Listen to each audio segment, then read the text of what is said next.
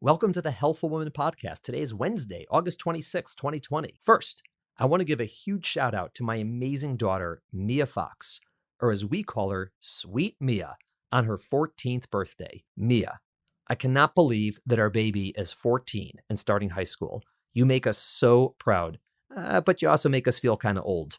Seriously, you are awesome. We're so proud of you. We love you, and we are really excited to celebrate your birthday with you today.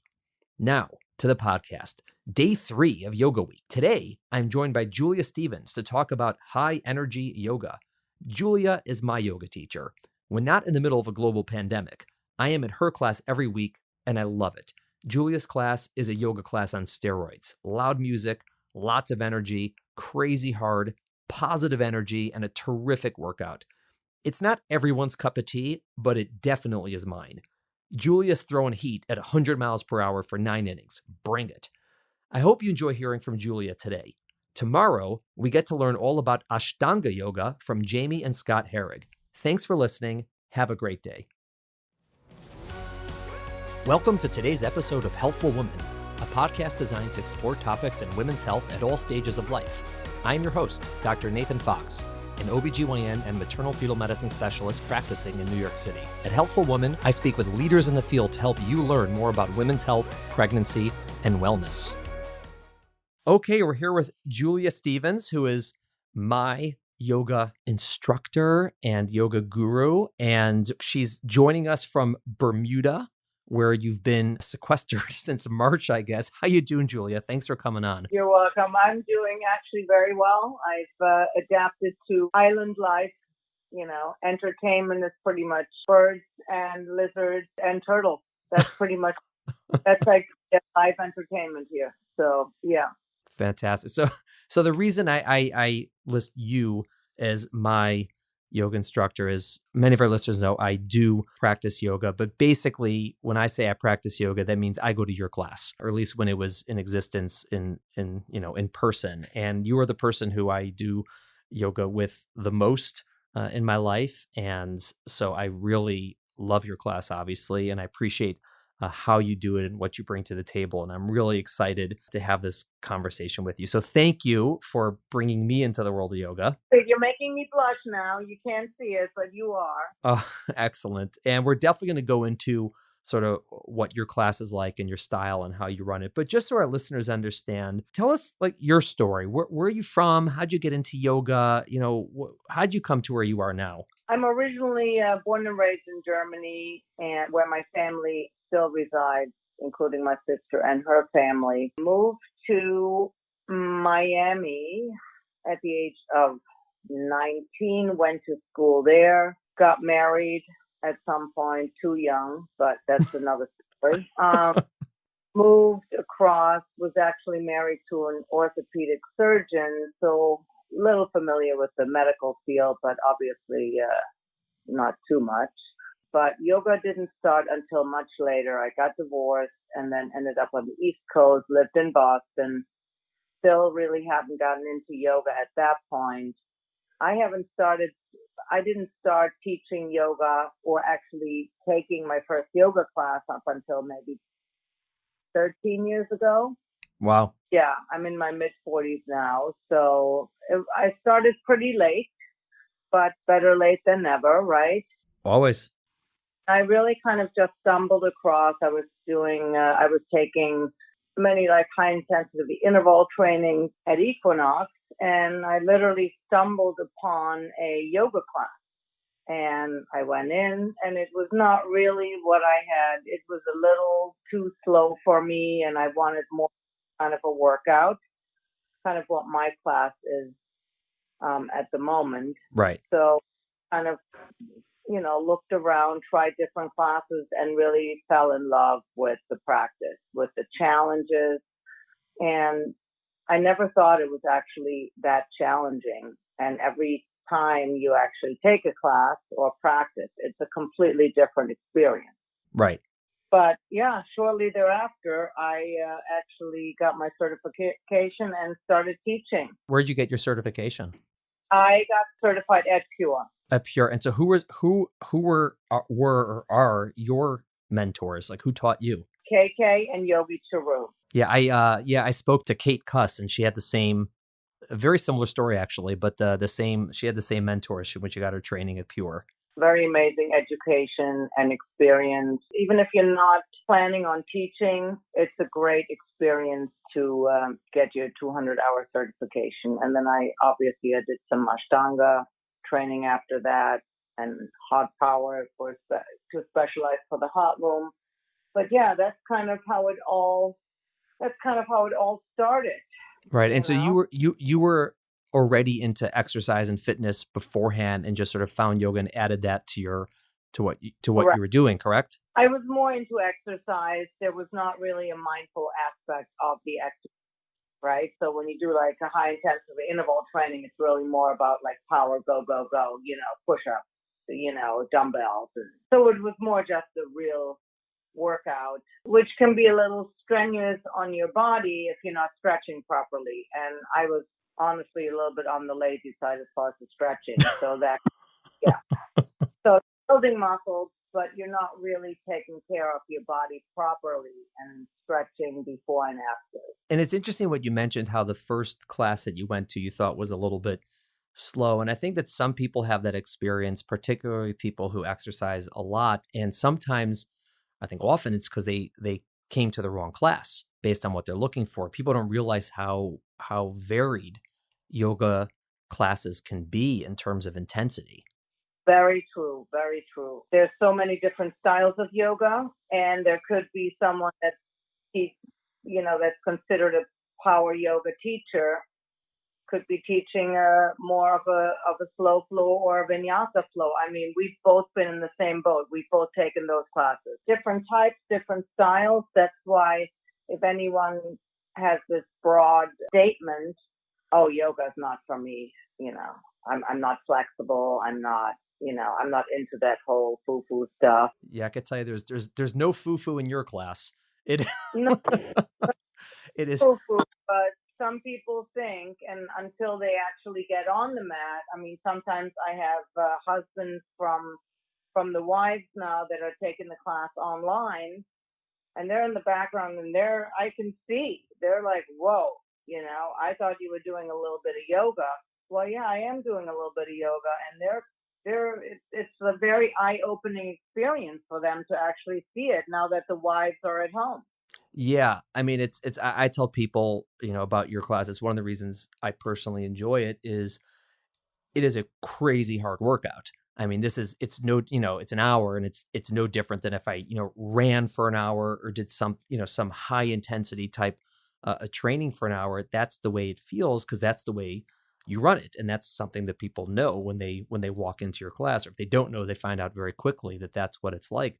But it is yoga. I mean, it is pure yoga. There's a lot of Ashtanga, type of practice in it. It's, and it has also mindfulness, but it's very hard. And that's obviously something that you prefer to do in your classes. I mean, it is hard, it is challenging, but you can also see your improvements throughout the class, right? Right. Because I pretty much the same flow every time. Mm-hmm. Some people after 10 years it's pretty much been the same now for the past 4 years.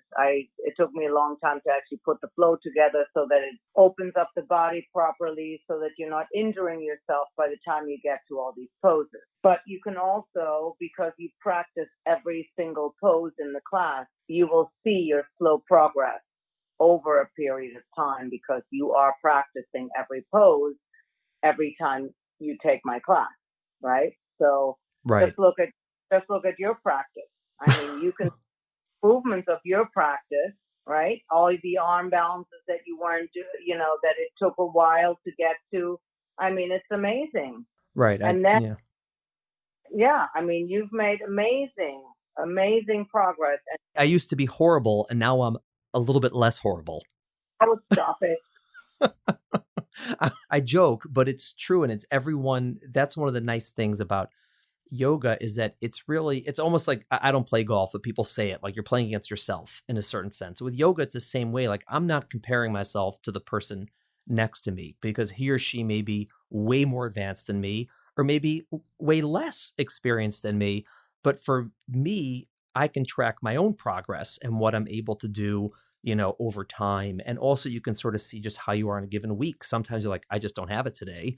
And other days you can say, yeah, I have it today. And that's one of the nice things that I don't feel bad that I can't do some of the things that other people in class do. I just feel great if I can do something that I couldn't do yesterday, or I do it better than I did it yesterday, or it's easier, or whatever it might be. And that's one of the nice things. And the other thing, which is great, is since, as you said, the class is the same pretty much every time you go, Sequence, yeah. the sequence is the same. You get a sense of the same movements. And the other thing is, which a lot of people don't realize, is the teacher, that you know where each student is, and you know if someone's doing something new or better or more advanced, that you have that sense also. Correct.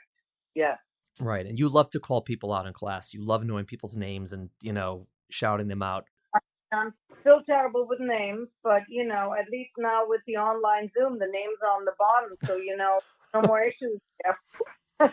Yeah, you're really not terrible with names. You pretty much know everyone's name in the class, and if you don't, you'll ask them. You'll say, "Remind me your name," which is great. I think it's awesome, and people really feel invested in your class because they know that you know who they are. Well, I think if someone comes to your class at least 2 or 3 times a week over, let's say, 3 months, let's just say 3 months, I think as a teacher, I would want to know their name. I mean, why would I not want to know their name? Right. If we know your name. If I don't know their name, then, why am I even teaching? Teaching is all about getting to know your students' practice, getting to know your students, and knowing their names. Right? Yeah. Someone is doing something improperly or needs an extra adjustment, back in the old days or whatever it might be, you call them out, bring your right arm forward a little bit more, Natasha, for example. Right. So you also have this unique way of doing it as a motivator. It's almost as if you make sure to call out everyone's name in class at least once. Say, hey, great job, great job, Steve, Nate, good pose, or whatever it is. And it really keeps people centered, that they know that, that you got your eye on them. Yeah, it keeps people on their toes, and it's always nice to get a shout out. Who doesn't want to feel good about a shout out? Right. Even if you're holding the Warrior 2 pose, which we're holding for 10 breaths, that's hard. Don't think that's not hard. I mean, it's hard. So if you're doing it absolutely beautifully with super straight arms and you're not moving, you're not fidgeting, yeah, why wouldn't I call you out?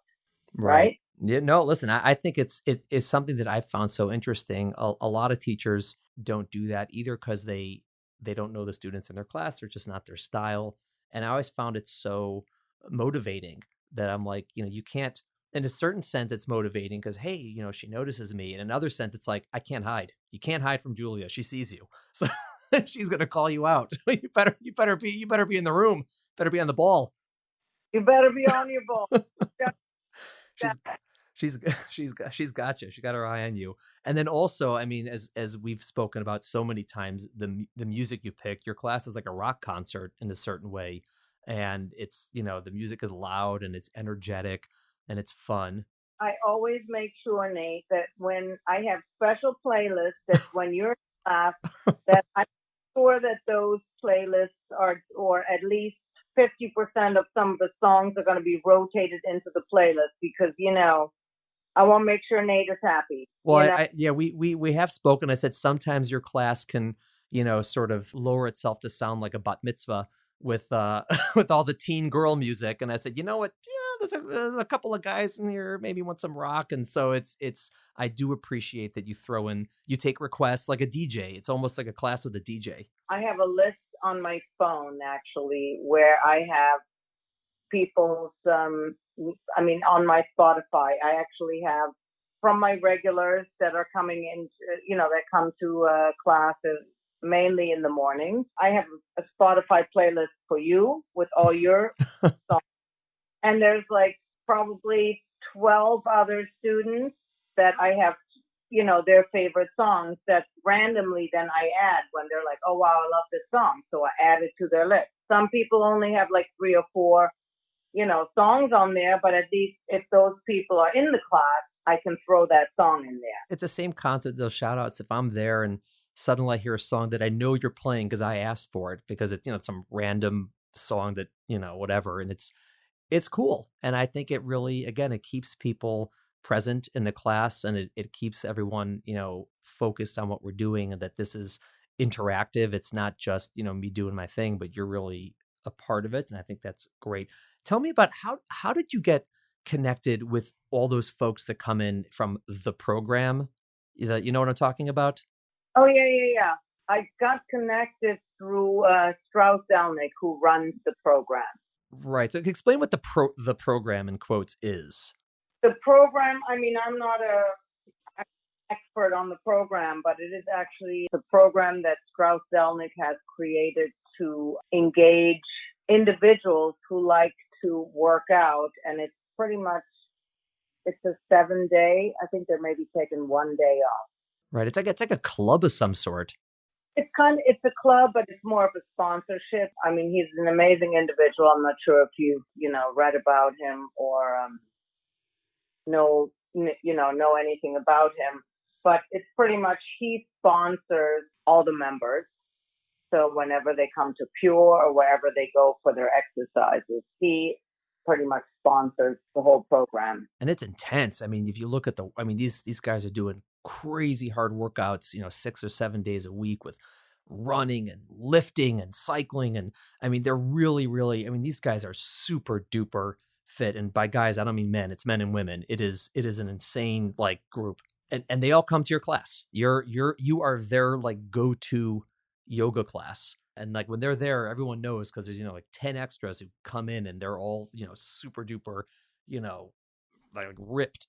They're coming and doing yoga, and it's like, oh my God. The rest of us, schlubs are like, oh man, look at these guys. A lot of them actually, they're probably thinking, oh, here we go.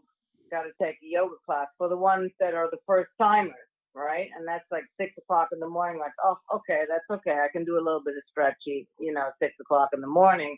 And then they get the little wake up call, They didn't realize, they didn't realize they entered Julia's boot camp at 6 in the morning. I mean, I hear them in the locker room afterwards, and like you said, the people who come and they know, but the newbies, they'll always say, "My God, that was so much harder than I thought it would be." And then Strauss was like, "Yeah, this isn't your grandmother's yoga class. This is hardcore." And then they pretty much get hooked on it. They all love it. Not for everyone, but I say it's definitely accessible for everyone. Right. Right. Right. So whether you're working with an injury, whether I have 75-year-olds in my classes. Right. And some of them are still rocking the arm balances. Right. So it's really all about, and you listen to your body, it's really all about what you want to take out of the class. And then I have others that are doing a couple of poses, go into child's pose, and pick back up, back into child's pose. And everyone knows that is okay. Right. So people modify. I have to. I would never force anyone or make it look like it's not okay, or make them feel like, wow, you have to do it. Oh no, I mean, yeah, absolutely. The levels and the sort of athletic ability and the strength and everything varies tremendously in the class, and it's self-selected. It's people who enjoy that sort of style, but there's definitely people in there who are doing much less, and either they're more beginners, or maybe, like you said, they're maybe older, or they're coming off an injury, and everyone sort of does what they're capable of doing. But I think it's just that certain people are really respond to that more upbeat, motivating type of atmosphere versus the more like calm, quiet, serene atmosphere. And they're both great. It's just sort of different people are looking for different things, or maybe just they do both and they just want one versus the other. What do you do when you're not teaching your own practice? How do you what kind of style do you have? I started doing my own Ashtanga primary and second series. That was up until maybe 2 years ago. And then I could feel a little bit of And that's only because I've done gymnastics for the longest time throughout my teens. So my knees were kind of getting a little, lotus was never one of my, where you cross, in case listeners don't know what lotus is, but it's a pretty deep bend in the knees. So I pretty much started taking my own class and just going through it because I felt better and I felt like I really kind of got my workout. Do you do other exercise regularly, or is it just yoga now? I actually recently, since I am now missing my 20,000 steps of walking in New York City, I recently started running here. Ah, what's better for the knees than running? Well, hold on. Hold it. I started running for maybe a week and my knees were kind of like, okay, not so good. Now, my newest thing that I have found is running barefoot in the sand. Oh, that's the naturalist way, the barefoot runners. That's a whole other culture. That's great. Oh my gosh, let me tell you, zero impact, super hard. Super hard. Wow. I mean, yeah, super hard. So I do a few laps back and forth on the beach. Mm-hmm. And there's technically no one on this beach. So I go back and forth for maybe like half a mile. I mean, that's a long, maybe not a half a mile. I would say maybe 10 minutes. And then I'm kind of, I'm still starting. So my stamina is not the greatest when it comes to running. Then I have to run in the water because it's so hot. And then I do it again. And then I do my little handstand practice on the beach. Mm-hmm. So, yeah, but I know that your wife is a huge runner. I follow her on Instagram about her achievements. So, She was a big runner. Then she was doing all yoga. Now she's back into running because it's just harder for her to do yoga on online and whatnot. But so now when you come back to New York, we're gonna take you running. We're gonna turn the tables on you, and we're so now we're gonna. I'll give you a shout out though when you run. Hey, good run, Julia. I don't think I'm quite there yet. I'm not even in her league. Not even. I want to come back to something you said earlier about when you first got into yoga and you went to that class and you said that the exercise you were doing beforehand was intense but wasn't mindful. And I assume that when you got into yoga, you were doing sort of still very hard exercise. But explain how you incorporated that in what you do with being mindful. Because I guess if someone maybe just walked into your class or heard us describing it, you would think it's not yoga in a sense. It's just, it's exercise, that sort of looks like yoga. But in fact, it is mindful. And how do you sort of reconcile that? Or how do you put the mindfulness into that more intense yoga practice? I feel like mindfulness, maybe just to kind of define, for me, the definition of mindfulness is actually connecting your breath to your movement, right? Mm-hmm. That's like when you're in the intensity interval training, you're pretty much just happy to breathe while you're running, while you're doing squats, push-ups, and so forth. When you're actually doing yoga, whether it's athletic or a slow flow or a meditation, you are actually focusing on your breathing. You're right. focusing on your breath, and that alone awakes the mindfulness where you're actually aware, not just of your mind, but you're actually focusing on your breathing, right? And that's a very Ashtanga-based concept, right? Correct. Yeah. But it does make it, and I do usually call out the inhales and the exhales in the class. Yes. Yes. I was going to mention that it's part of your instructions. It's not just, upward dog, downward dog. It's like, inhale, exhale, 3 breaths, 5 breaths. And it's not regimented in the sense, but it's encouraging the awareness of your breath at the time you're doing these poses that are very challenging. Exactly. And I think most of the poses I hold at least for 5 breaths, right? Which also goes back to Ashtanga practice. But in the time of these 5 breaths, you actually have time with the little cues that I give, and I try not to over cue, because at least that way you can actually focus on your breath and not just hear me, talk the entire time. It's a very fine balance of how much to cue and how little. There's a very fine line there. But when you're holding a pose, for example, for 5 breaths, and I count the inhales and the exhales, you can then actually focus on your calmness, on your mindset, and try to kind of like relax from within, if that makes any sense, right? Yeah, no, it totally makes sense that it's this really interesting dynamic of, on the one hand, being, working very hard on your body, your strength, your stretching, your balance, all these things, but at the same time trying to keep your mind still and focused and breathing. And those two combined is an additional challenge to the practice. It's like Correct. one other thing you're trying to work on, which is hard. It's very hard. And I think when I was referring to the mindfulness, coming back to it from these high intensity interval training, there's not any focus on the breath, right? There's none of it. And then the class, I guess my first class that I stumbled into, it was just all about breathing and meditation and maybe a little bit of flow.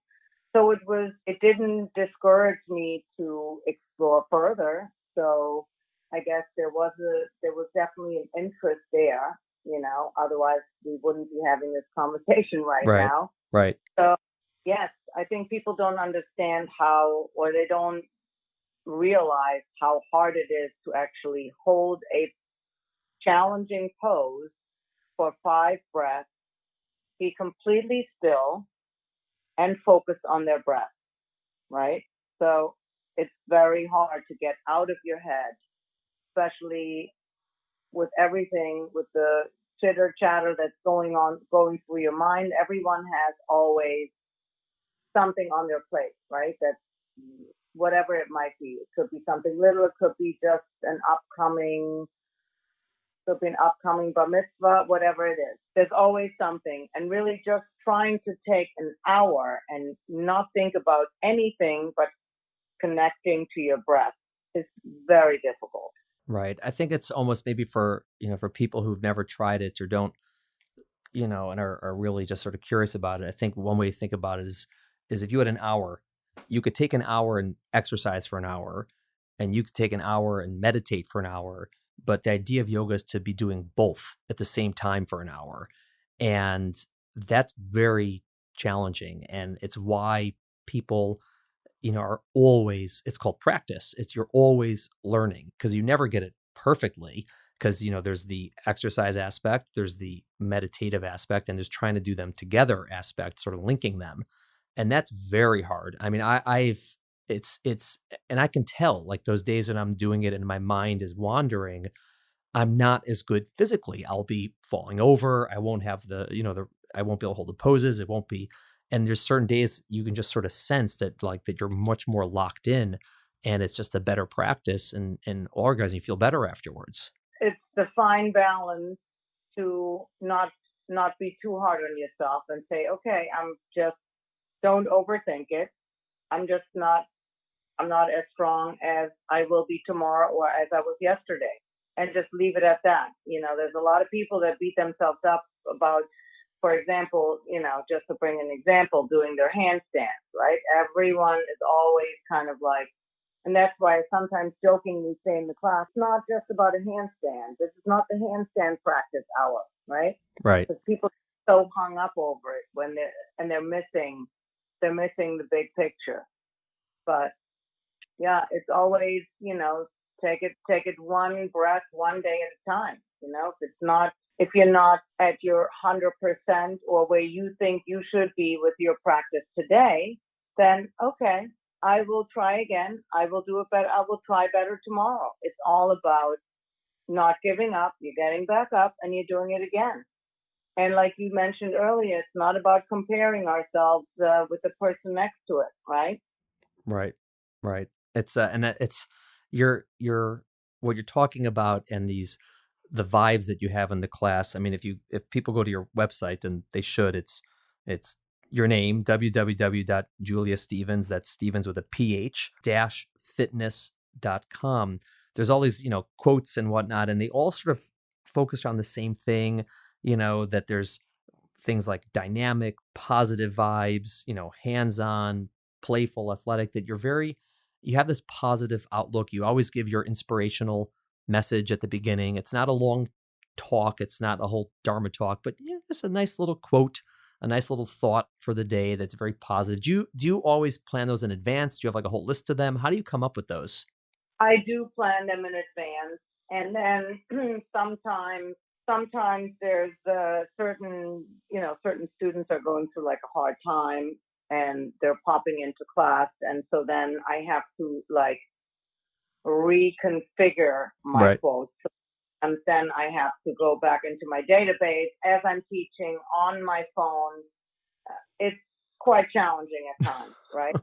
It's good. It's good stuff. Those are good messages in there. They're very positive. They're uplifting, and they're quick. It's like a really nice like thought for the day to start your morning, and sort of kind of at the same time, wakes you up, because it's so early. Also, yeah, at least our classes. It is early. It's early. And I mean, I'm still teaching the same, some of our same students that you probably know right now online. Right. So the show must go on, The show must go on. If you were selling yoga to someone who's, never done it before, and is, sort of, hearing all these podcasts about, is interested, number one, I'm going to ask you, like, what would be your sales pitch, like, to sort of encourage someone to try it? And then the second thing I'm going to ask you is, like, how logistically should someone do it? How should someone start? So first, what would be your sales pitch for why yoga is a great thing to try? If someone asked me personally, I would say, I'm going to give you a free private session, and we're going to have a little chat, and you tell me what you want to work on. You tell me your injuries, and that's it. So pretty much that would be my sales pitch right there. The class will be my sales pitch. Got I would it. give Just a free experience. See it to believe it. Absolutely, because you can't even pinpoint. You can't pinpoint just one. But yeah, I mean, I should probably think about a 2-minute elevator pitch, shouldn't I? Yeah, that's.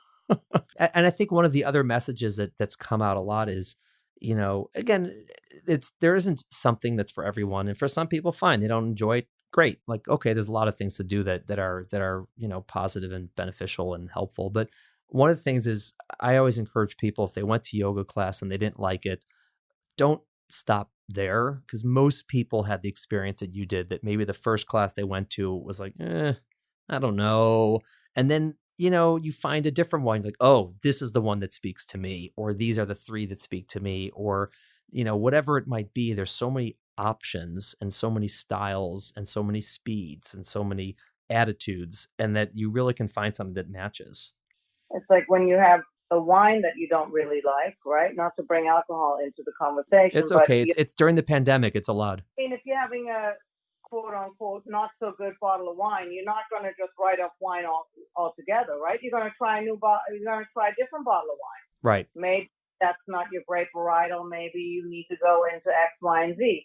So, maybe not the most appropriate comparison, but it's kind of the same thing with yoga, right? Not to.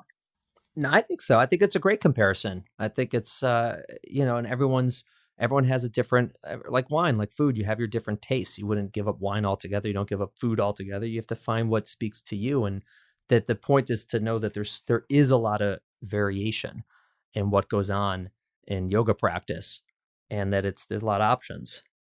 There's a lot of options. You have to like the person, feel some sort of a connection to your yoga teacher. Otherwise, why would you be even taking someone's class, right? Right. So there has to be some sort of that personal element there. But yeah, I agree with you that it's definitely, if someone wants to get into yoga, or it just has the slightest interest of getting into it, be open-minded. be open-minded, maybe do a little bit of research before you take a class about the particular instructor. That's always a good advice. And then if you're a beginner, I would start with a beginner flow or a private yoga class. Right. Right. That makes sense. That makes a lot of sense. And even as an advanced practitioner, for us, if you or I would take a beginner's class, it's very challenging. Let me tell you. Right. It's very challenging to hold those poses, even just the warrior one, and to make sure that you are aligned properly. Very, very challenging. Right. So it's not just, we're stretching on the mat here for 60 minutes. So it's very hard. Right. I'm just so flattered you put me in the same sentence and you as like, people like us. Oh yeah, me and Julia, like we go to classes together and I'm having a heart attack while you're doing what you do. Yeah. Your practice is amazing. It really. I'm so glad this is over. This is over a podcast and not on video. Oh, no, it really is. But you have to. I mean, I've seen your progress, right? So you have to take my word and my feedback for it, right? I've seen your progress. No, I'm definitely, it's much different from when I started, which I value, and I'm happy about that. So no, I definitely have seen my own growth. I just don't know if people saw you and me next to each other, they'd say, oh yeah, those two. That's it. Oh, right? Julia brought someone with her. Oh, stop it. It's the flower. It doesn't compare itself to the flower next to it, right? It just blooms. That is it's one of my favorites too. The two flowers. So I want to wax a little philosophical with you for a while. What, so you said you got into yoga a little bit later in life. Obviously you're still young, but maybe, you didn't do it as a teen or in your 20s. What is yoga and the practice of yoga and studying it and teaching it taught you about sort of life potentially? Like what lessons have you learned about life from being involved in the world of yoga? First lesson is patience. I was probably not the most patient person before I started getting into yoga. So that's probably my biggest lesson that I've learned through my yoga practice, which has then also carried on to obviously my entire life. I think it takes time to try to master, and there's never a full mastery of any kind of pose anyway, but it takes a lot of patience and a lot of practice, because we all know it's 99% practice, right? Right. Listen, that's a big lesson. And what has yoga taught you? I'm going to ask you first about people, what you've learned, because, you have so much interaction with people doing this, other yogis and people who take your class and people talk to you about that. And then I'm warning you, I'm going to ask you what it's taught you about yourself as a person. So first you can focus on other people. Actually, it's a very good question, especially to ask right now in this pandemic, because I have really seen the students that have really kind of stuck with me throughout this entire process, from May up until now, right? Mm-hmm. And some of them come as a surprise, and some of them fell completely off the radar. The ones that I had thought were going to be practicing like every day, the ones that are sending me messages. Can you do this? Can you do this? I want a class here. I want a class there. So it's kind of like, I don't know, is that kind of where your question was going to, or are you thinking more on the physical aspect? No, it's all anything. It's just, the things that have sort of surprised you. I think that people get into anything, they just sort of find new insights into people that they never had before. And that's why I was actually curious what have you learned about yourself going through this journey? I've learned about myself that money is not is not everything. It's not that important. I mean, you need enough to survive, but it's not all about just making money, right? And I used to, just to clarify that statement, I used to sell real estate in New York, so that was probably one of the number one reasons as well. I stumbled into the yoga class because it was just it's like a race for the finish line, and everyone just, knocks everyone down next to them, not to knock on New York real estate, but it's a very, very competitive, it's a very cutthroat field of work. Mm-hmm. So it gave you sort of that perspective and like calmness in a sense? Absolutely. And I was just tired of the everyday hustle, the worry, the this, the that. It's kind of like, the Hunger Games, you just run. I mean, it's really, I had nightmares. I wake up in the middle of the night. I mean, there was never a moment where I wasn't answering emails, phone calls, and it was just nonstop. Right. And it really taken over my life. And I was working out, but I was very stressed. And I'm working out almost to maybe relieve a little bit of the stress, just to kind of get your adrenaline going. It didn't do what it really should have done until I actually found yoga to kind of calm me down and kind of open my eyes like, okay, do you want to be doing this for the rest of your life? You're going to be a zombie. Right. Right. Face it, you're a zombie. This is not the life I had envisioned. Yet you're making money, but money is not that important. Right. And now you're on the beaches of Bermuda and doing handstands and talking about two flowers standing next to each other. What a change. Listen, Nate, I mean, yeah. And talking about yoga, it's like my boyfriend now, he's never taken a yoga class before. Maybe this is coming back to your example from the beginning. Mm-hmm. What does someone think when they take my class for the first time, for example? He's never taken a class. He's never done yoga. I never forced him. All of a sudden, out of the blue, he's like, I want to take the class. I'm like, all right. And he's a big runner and a big cycler. Mm-hmm. So came, took the class. It was in the hot room. It was a Saturday morning class. It was like maybe 55 people in the room. And I put him in the back corner, and he was hooked after one class. So it's kind of like, but he's also into the athleticism, and he's, so and I maybe should have used him as an example. How has it changed, people's lives doing yoga? It got to the fact where he's actually become such a calm individual, and that it's completely changed his life, and I saw it. Wow, that's amazing. Took 4 weeks off from his job here in Bermuda and did the teacher training at Pure last summer. Yeah. Oh, that's so cool. Wow.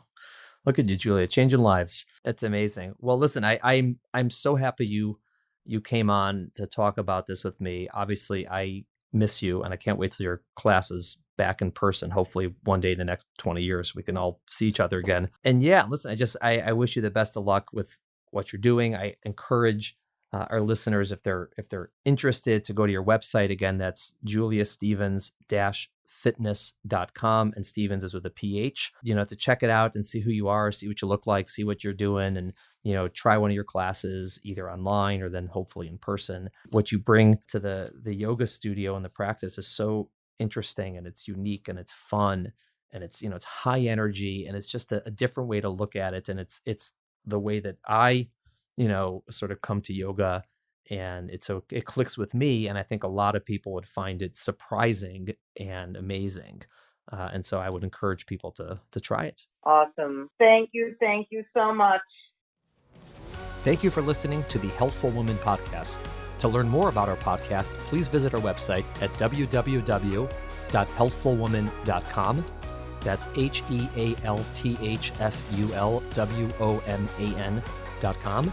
If you have any questions about this podcast or any other topic you would like us to address, please feel free to email us at hw@healthfulwoman.com. Have a great day. The information discussed in Healthful Woman is intended for educational uses only and does not replace medical care from your physician. Healthful Woman is meant to expand your knowledge of women's health and does not replace ongoing care from your regular physician or gynecologist. We encourage you to speak with your doctor about specific diagnoses and treatment options for an effective treatment plan.